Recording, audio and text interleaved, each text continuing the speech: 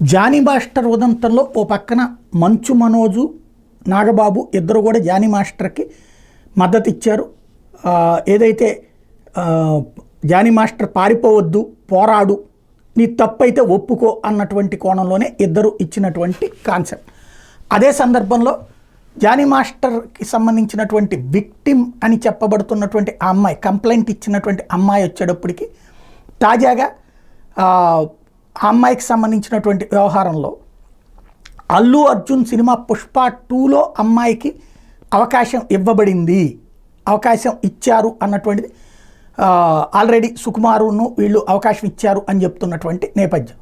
అంటే ఇప్పటికే మెగా కుటుంబంలో ఓ పక్కన అల్లు అర్జున్ది మొన్న ఎలక్షన్స్ అప్పటించి, అంతకుముందు ఒకసారి పవన్ కళ్యాణ్ గురించి నేను పదే పదే మాట్లాడను అని చెప్పినందుకు ప్రారంభమైనటువంటి వివాదం, అతన్ని అవాయిడ్ చేయడం, అతన్ని టార్గెట్ చేయడం, ఆ తర్వాత మొన్న ఎలక్షన్స్ ముందు వాళ్ళ నానేమో పవన్ కళ్యాణ్కి వచ్చి మద్దతు ప్రకటిస్తే ఆయనేమో వైసీపీకి సంబంధించినటువంటి అభ్యర్థి వ్యక్తిగత స్నేహం అంటూ వెళ్ళి మద్దతు ఇచ్చినటువంటి నేపథ్యంలో పతాక స్థాయికి చేరడం, రీసెంట్గా జరిగిన పరిణామాలు, వీటన్నిటి మధ్యన ఇప్పుడు ఇది కూడా ఒక వివాదం అవుతుంది. ఎందుకంటే జానీ మాస్టర్ వచ్చేటోడికి పవన్ టీంకి బాగా క్లోజ్గా ఉండేటటువంటి వ్యక్తి కావడంతో ఇది మరొకసారి చర్చకు వస్తుంది.